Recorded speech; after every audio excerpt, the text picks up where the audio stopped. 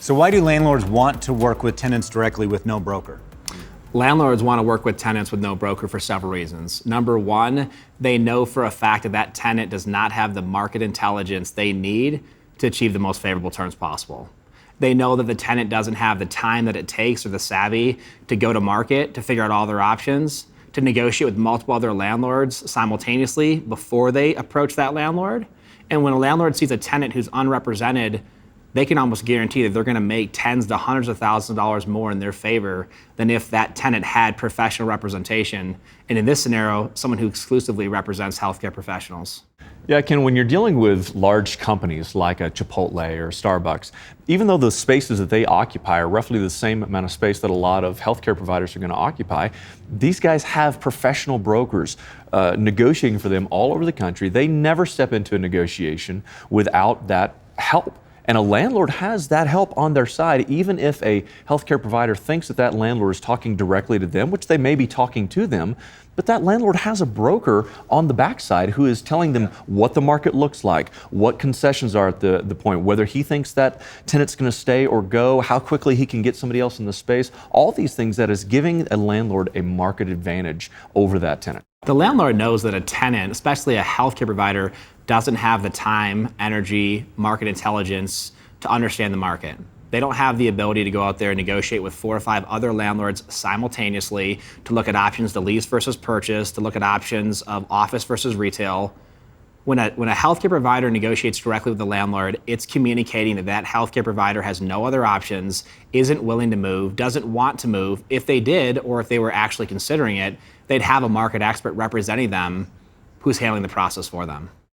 Well, and honestly, I think that's why landlords, listing agents, their favorite call is when a tenant is calling them directly saying, hey, I'm sitting outside of your space. I like this center. Do you have opportunities here? Can I come in? They love that call because they know they're dealing with somebody directly who doesn't have that market knowledge. They're likely going to be giving away way too much on that initial phone call. One thing I used to always say is do not call the listing agent yourself, because everything you say on that call can and will be used against you in that negotiation. That's right. You're going to give away all your posture. You're not going to have any leverage, and they hold all the cards at that point. Yeah, most healthcare providers don't realize that when you make that phone call, you have just started the negotiation. Yep. And what you're communicating is that you don't know what you're doing. You don't know the market. You're not represented. You're not probably looking at the market from a very savvy approach with a strategic posture. When you show up to a property and you start asking questions, what are they marketing this at? What are you guys willing to do? All of those questions communicate that you don't know what you're doing. Charles Schwab's not showing up to a property just asking random questions. Lockheed Martin's not showing up to a property asking random questions. Chipotle, Starbucks, whether it's a retailer or an office user, if it is a professional company, they have a team of agents or in-house professionals that all they do is negotiate professionally for a living, and they're going to guarantee that their client or themselves get the best possible terms. Well, and we have stories all across the country from clients who have said, hey, can you take a look at this lease? I'm negotiating it myself. My CPA told me I should call you. Can you take a look and do a free lease evaluation? It's something we do. So we take a look at it and we're like, hey, we actually just negotiated in this building 3, 4, 5 months ago. Do you know Dr. So-and-so? We put him up there. And we look at the lease side by side, and in many cases, it can be 6 figures or more. There's one in Alabama we were just talking about the other day, $400,000 difference between the lease we negotiated with the proper posture and strategy and the lease that they tried to take a DIY approach. A lot of healthcare providers incorrectly believe that if they handle the real estate themselves, that they're going to save money.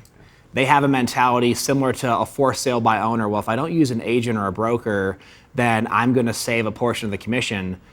The reason that's incorrect is because the healthcare provider as a tenant is not determining the commissions. Yeah. The landlord determines the commissions. The landlord decides how much is going to get paid on each transaction. And when a healthcare provider goes into a transaction unrepresented, they don't save any money. The listing agent gets a double commission, or the landlord pockets that money. Mm-hmm. Landlords love talking to healthcare providers directly. They'll even tell them things like, we'd love to give you a better deal if you don't have an agent.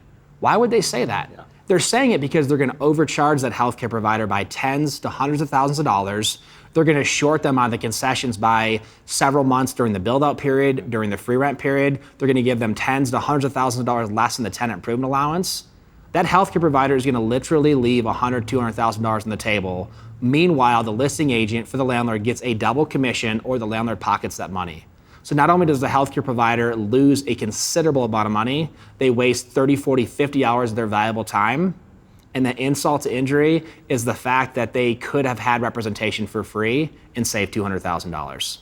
DIY is the most dangerous thing that a healthcare provider can do when it comes to real estate. Now, if they want to, try to DIY their own little project at their house, and be their own contractor, that's their own deal. They can do that. But when you're talking about real estate, the repercussions on a practice, because of the fact that it is the practice's second or third highest expense, it can last for years to come. Well, you only get one crack at this thing every 5 to 7 or 10 years. You make a mistake with your real estate, you don't get to try again next month. If you overpay for merchandise or sundries, sure, you can purchase from someone new, you can purchase in bulk a month later, you get another shot at that thing. When it comes to commercial real estate, you get one crack at this thing every 5, 7, or 10 years. You make a mistake with your healthcare real estate, it's gonna cost you tens to hundreds of thousands of dollars in actual payments that you are going to cut.